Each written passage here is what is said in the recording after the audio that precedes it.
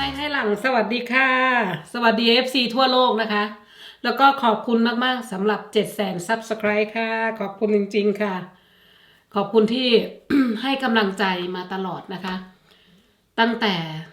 ทำมาได้2 ปีกว่ามีความรู้สึกว่า FC แฟนคลับเนี่ยจะคอยให้ความคิดเห็นแล้วก็คอมเมนต์มาดีมากเลยค่ะคอมเมนต์ส่วนมากจะเป็นคอมเมนต์ที่ดีๆแล้วก็คนติดตามนี่ก็จะแบบมีทั้งวัยรุ่นมีทั้งทุกรุ่นอะไรอย่างเงี้ยดีใจมากๆเลยนะคะที่ได้ทำคลิปออกมามีหลายๆคนชอบอาจจะอะไรซ้ำๆเหมือนเดิมแต่ก็จะพยายามเปลี่ยนค่ะจะพยายามพานำเสนอข้างนอกนะคะอากาศดีเมื่อไหร่ก็จะพาไปวันนี้ วันนี้ยายก็จะมีความจริงเกี่ยวกับตัวยายว่ามีอะไรบ้างแต่จะไม่บอกว่ากี่ข้อนะคะก็จะพูดไปที่เท่าที่จำได้ก็มีมากกว่า10 ข้อค่ะนั่นแหละค่ะแล้วก็เข้าเรื่องกันเลยยายนางอายุ48 ปีค่ะเป็นคนขอนแก่นแล้วก็มาโตที่อุดรไปเรียนจบที่พัทยานาเกลือนะคะพัทยาพาณิชย์มาแต่งงานที่เดนมาร์กตอนอายุ26อยู่เดนมาร์กมา22 ปีแล้วก็ได้เลิกกับแล้วมีลูก1 คนนะคะมีลูก2 คนค่ะขอโทษคนแรกมาจากเมืองไทยซึ่งพ่อเขาเสียชีวิตคือพี่โอ๊ตแล้วก็มาแต่งงานกับพ่อคามิล่ามีอยู่ด้วยกัน3 ปีก็เลิกกันยายก็อยู่คนเดียวมาตลอด3-4 ปีก็เพิ่งมาเจอแฟนก็เลยมาเจอแฟนคนนี้อยู่ด้วยกัน16 ปีค่ะจากนั้นอันนี้ก็เป็นแฟกต์เป็นเรื่องราวเล็กๆน้อยๆก่อนที่เรามาเข้าเรื่องนะคะยายสูง155ค่ะสูงกว่าคนแคระนิดนึง แล้วก็เป็นคนใส่รองเท้าเบอร์38นะคะแต่ใส่ส้นสูงไม่ได้ไม่ชอบใส่ส้นสูงเพราะว่าใส่แล้วปวดหลังก็เลยไม่ใส่แต่อยากใส่ไม่อยากใส่มากๆแบบสูงๆเพราะเราสูง155ใช่ป่ะก็เลยอยากใส่แบบสูงๆอะไรเงี้ยเป็นคนที่ออกบ้านไม่ได้ถ้าไม่มีคิ้วนี่คือแบบว่าจะเป็นอะไรที่เหมือนไม่ได้ใส่เสื้อผ้าถ้าไม่มีคิ้วเป็นมาตั้งแต่สาวๆแล้วค่ะแล้วเป็นคนชอบร้องเพลงแต่ร้องไม่เป็นชอบร้องเพลงของใหม่แพ้ใจไปคาราโอเกะต้องขอเพลงนี้นะคะแพ้ใจแต่ก็ร้องไม่ได้อยากร้องอย่างนี้นะเสร็จแล้วแฟกต์อีกอันหนึ่งนั่นก็คือความจริงอันหนึ่งก็คือเป็นคนทำกับข้าวไม่เป็นจนสามีเลิกแฟนที่เมืองไทยนะคะเลิกเพราะว่าทำกับข้าวไม่เป็นมาทำกับข้าวเป็นที่เดนมาร์กอายุ28เพราะว่ามีลูกต้องทำกับข้าวให้ลูกกินก็เลยมาเรียนด้านครัวด้านอะไรก็รู้ว่าโอ้ตัวเองชอบด้านอาหารอะไรเงี้ยอยากรู้ว่าอะไรใส่อะไรทำไมมันอร่อยอยากรู้ว่าเอาอาหารนี้มาใส่นี้ทำไมมันไม่อร่อยก็เลยตั้งคำถามกับตัวเองแล้วก็สนใจเรื่องนี้มาตลอดเวลาดู YouTube เนี่ยจะไม่ดูอย่างอื่นจะดูแต่การทำอาหารก็เลยรู้ว่าตัวเองชอบด้านอาหารอาหารที่ไม่ชอบกินชะอมหอยเชอรี่เนี่ยธรรมดาอยากกินนะคะแต่คราวนี้ตอนเป็นเด็กถ้าเราได้ใส่อะไรลงไปแล้วในหัวว่าเขาบอกว่ากินหอยเชอรี่แล้วมันพยาธิไม่ตายนะยังมีอยู่อะไรเงี้ยในความกลัวของเด็กเนาะยายก็เลยไม่กินหอยเชอรี่มาตั้งแต่นั้นถึงจะกินก็กินน้อยมากก็กินกล้ากลัวๆอย่างนี้นะแล้วก็ตับดิบนี่ได้เรียนรู้มาจากทางนักโภชนาการนะคะว่าตับเนี่ยเป็นส่วนที่กรองของเสียก็เลยยิ่งไม่กล้ากินแบบ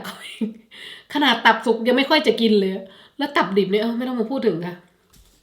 กลัวอาหารอะไรที่ชอบที่สุดกุ้ง ชอบกินกุ้งที่สุดกุ้งนี้แบบ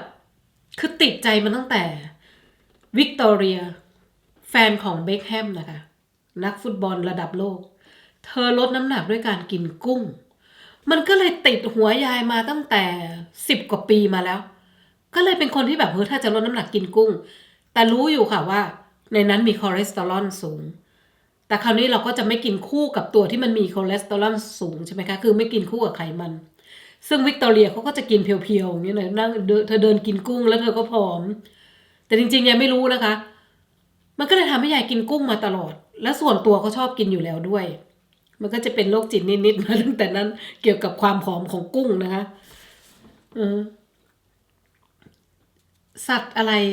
แล้วก็สัตว์อะไรที่กลัวที่สุด เป็นคนที่กลัวไม่กลัวงูแต่กลัวจิ้งจกกลัวที่สุดคือจิ้งจกไม่ใช่กลัวแบบว่ามันจะมากัดนะคะคือจิ้งจกเนี่ยจะเป็นตัวเล็กๆไต่แล้วก็จักรจี้อ่ะมันจะมีความรู้สึกขยะแขยงนะแล้วตอนเด็กๆนะจะมีคนแกล้งยายแบบโอ้โหเอาจิ้งจก2 ตัวเป็นพวงมาลัยเงี้ยมาห้อยคอให้ยายถ้าใครเนี่ยจะมาสวมพวงมาลัยให้ยายเนี่ยยายจะสะดุ้งโยงเลยนะคะเวลาไปงานโรงเรียนหรืออะไรเงี้ยใครมาคล้องพวงมาลัยยายจะแบบว้ายร้องแบบเอาเป็นเอาตายเลยเพราะว่าคิดว่าเป็นจิ้งจกเพราะพี่ชายมันแกล้งค่ะพี่ชายทุกคนแหละรอบข้างยายยิ่งมารู้ว่าเรากลัวอะไรมันยิ่งแกล้งนะคะเสร็จแล้วมีอะไรอีกอาหารอะไรที่ยายทนเห็นไม่ได้ที่ยายเห็นแล้วยายต้องกินไม่ใช่อาหารนะขอโทษเป็นขนมมากกว่าอย่าเรียกว่าอาหารเลยชิปส์คือแบบใจอ่อนมากชิปส์กับไอศครีมถ้ามีไอศครีมอยู่ในบ้าน1 กระปุกก็จะกินให้หมดไม่ให้เหลือแล้วก็ไม่เรียกสามีกินด้วยก็จะนั่งกินคนเดียวจนสามีศูนย์แล้วก็โกรธงอนว่าทุกครั้งที่เธอกินอะไรเธอต้อง eat with me กินกับฉันไหมแต่ทำไมนี่เธอไม่เรียกไงก็กลัวหมดอ่ะฉันจะกินคนเดียวนี่แหละคือจุดอ่อนซึ่งแฟนยายจนรู้ทุกวันนี้แกจะนั่งยิ้มแล้วก็หัวเราะใหญ่เวลาจะกินไอติมก็คือปล่อยฉันอย่ามาใกล้ฉันยายถึงเป็นคนที่หุ่นอย่างนี้มาตลอดทุกคนสังเกตเห็นยายกินผักใช่ไหมคะแต่เวลาปิดกล้องลงก็คือนั่งกินไอติมชอบกินไอติมกับมันฝรั่งทอดคือเรื่องจริงอีกเรื่องหนึ่งก็คือจบนักโภชนาการมาขอโทษค่ะผู้ช่วยนักโภชนาการมาแต่ไม่ค่อยจะทำอาหารเฮลตี้จะชอบทำอาหารที่เหมือนกุ๊กมากกว่าซึ่งกุ๊กกับนักโภชนาการนี่เขาจะตรงกันข้ามกันนะคะกุ๊กเนี่ยฉันจะทำอาหารให้อร่อยด้วยนมด้วยชีสด้วยวิปปิ้งนักโภชนาการฉันก็จะทำอาหารโดยใส่เอาเนยเนี่ยไม่ใส่เนยแต่ใช้น้ำมันมะกอกแทนไม่ใส่วิปปิ้งฉันจะใช้โลแฟตแทนใช้ทุกอย่างที่เป็นแบบตรงกันข้ามกับกุ๊กนะคะนี่คือตอนที่ยายเรียนมาซึ่งตอนนี้ยายก็คิดว่าเฮ้ยยายหันเหไปทางกุ๊กเยอะแล้วนะ ก็คือมันอร่อยนะคะเวลาทำอะไรให้สามีกินแล้วเขาชมเราก็มูอยากได้คำชมนั้นอีกเวลาทำอะไรที่เฮลตี้เขาก็เฉยๆไงนั่งกินแล้วก็แต่พอเธอกินอะไรที่มีนมมีเนยแล้วโอ้ย very good very good เฮ้ยเราก็อยากทำให้ตรงนั้นอีกนี่แหละค่ะมันเป็นสาเหตุไม่ใช่ยายสามีความอยากเอาใจเขาด้วยเป็นคนชอบเอาใจเขาแล้วเรื่องจริงไม่ใช่อิงนี่ยายเป็นคนเชื่อเรื่องวิญญาณนะคะยายคิดว่าในโลกนี้เรามีวิญญาณมี energy พลังงานอะไรสักอย่างเพราะยายเคยทำงานอยู่ที่เลี้ยงดูคนแก่เป็นเขาเรียกบ้านพักคนชราแล้วจะได้เจออะไรในนั้นประจำอย่างนี้นะยายแต่ยายไม่ลงลึกนะคะบอกแค่ว่าเชื่อว่าในโลกนี้เรายังมีอีกโลกหนึ่งหรือว่าอีกมิติหนึ่งซึ่งก็ได้เจอมากับตัวเองด้วยแล้วก็กลัวที่สุดคือการคลอดลูกด้วยนะคะยายเป็นคนที่กลัวแบบว่าคือพอคลอดคามิล่าเขาตัวใหญ่4 กิโลคลอดยากยายก็เลยกลายเป็นคนที่กลัวการคลอดลูกมันตั้งแต่นั้นก็คือสาบานสัญญา